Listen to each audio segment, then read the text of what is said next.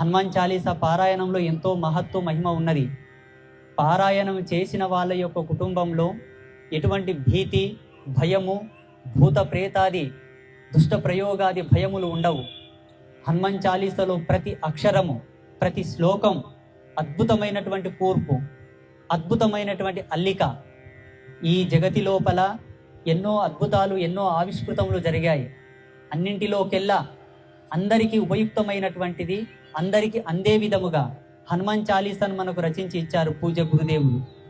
ఆ పారాయణమును భక్తి శ్రద్ధలతో పఠిస్తున్న మీ అందరికీ ఆ హనుమంతుని యొక్క ఆశీస్సులు పరిపూర్ణంగా అందాలని చెప్పేసి మనస్ఫూర్తిగా నేను కోరుకుంటున్నాను.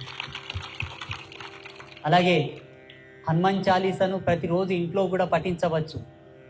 హనుమాన్ చాలీసాను పఠించుటకు ఏ విధమైనటువంటి నియమాలు కానీ ఇబ్బందులు కానీ ఏమీ ఉండవు.